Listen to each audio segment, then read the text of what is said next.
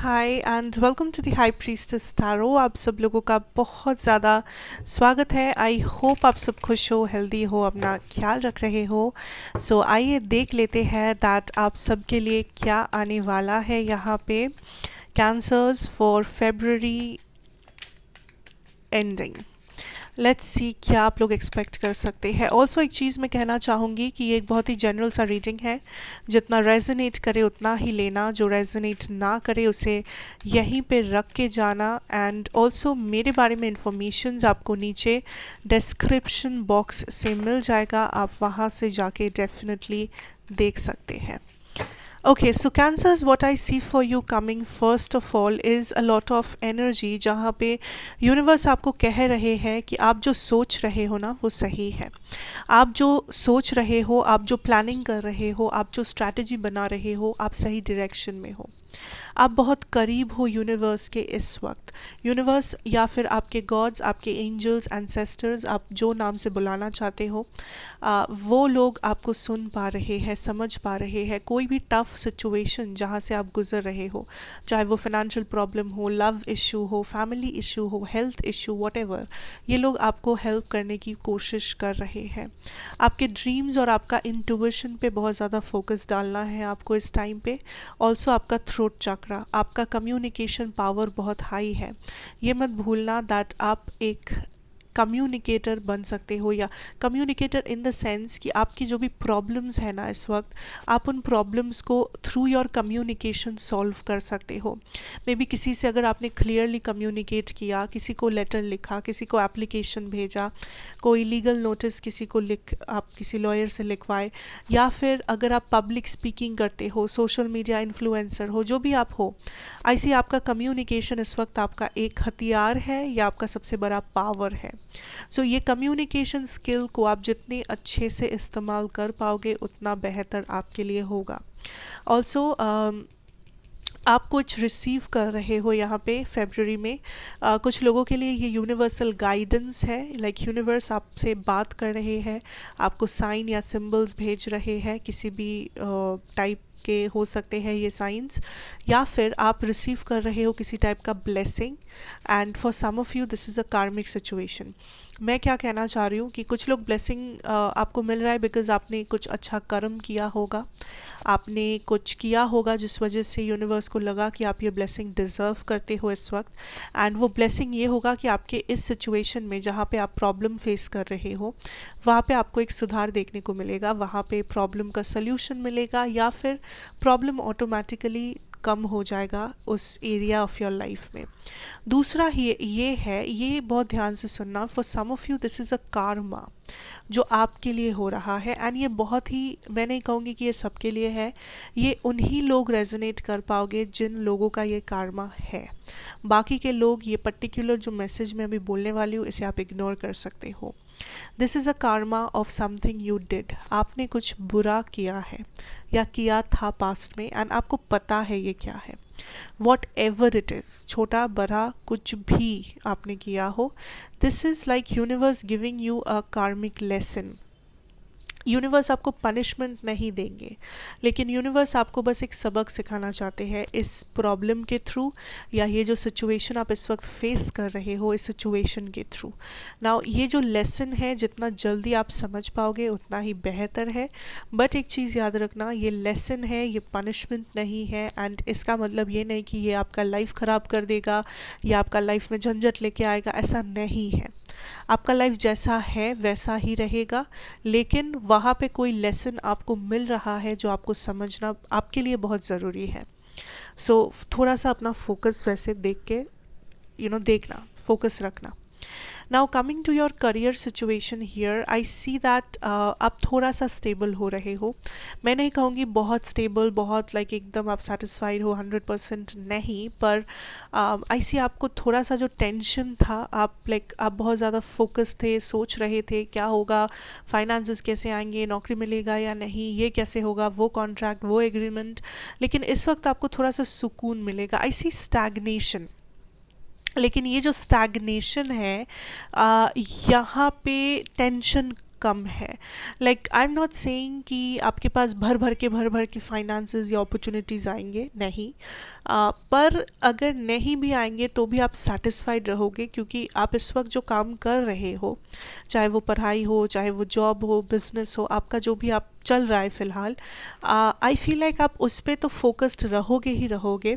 Plus इस वक्त आपका मेन फोकस या मेन अटेंशन आपका पैसा नहीं है, बल्कि आपका एक्सपीरियंस, आपका काम करने का तरीका या आपका एक्सपेंशन का जो कैपेसिटी है वो है।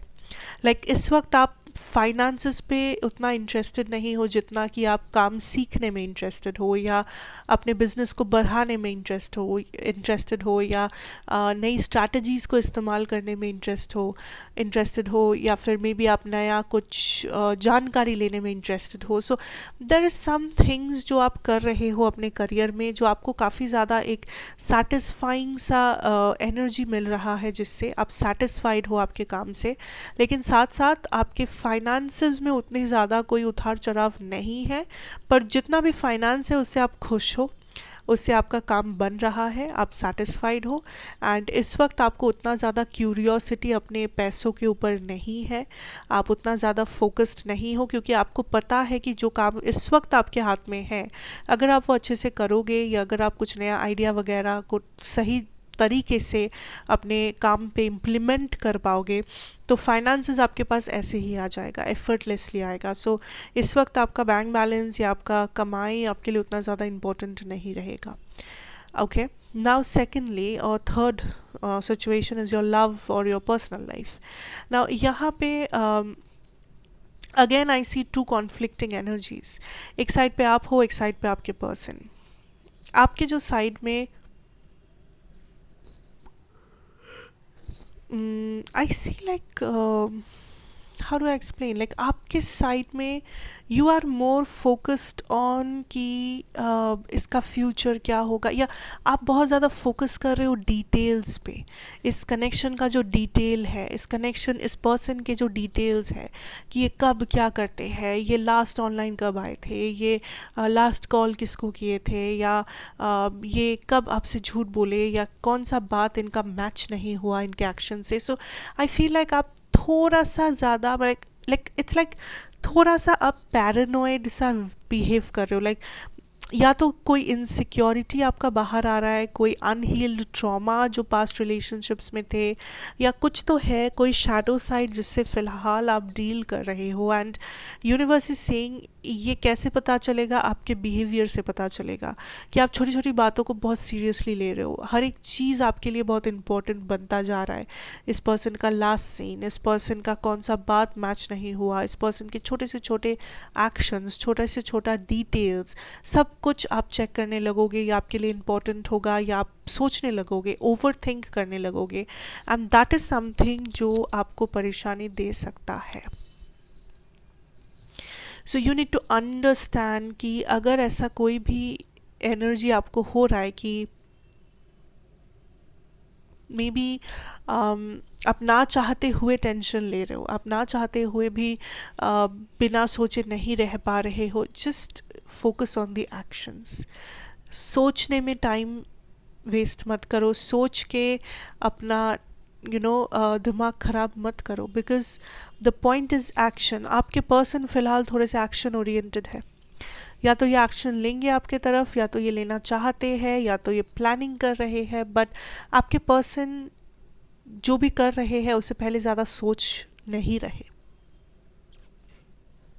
आई थिंक इनके लिए एक्शन लेना, इनके लिए आगे बढ़ना या कुछ करना ज़्यादा इम्पोर्टेंट है फ़िलहाल।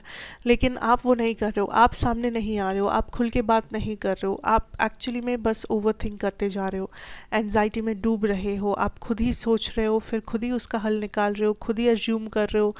And that is not something जो सही है। लाइक यूनिवर्स इज सेइंग, आप ऑलमोस्ट एक पैटर्न के अंदर घुस चुके हो जहाँ से निकलना बहुत मुश्किल हो जाएगा अगर आपने अभी भी स्टॉप नहीं किया तो।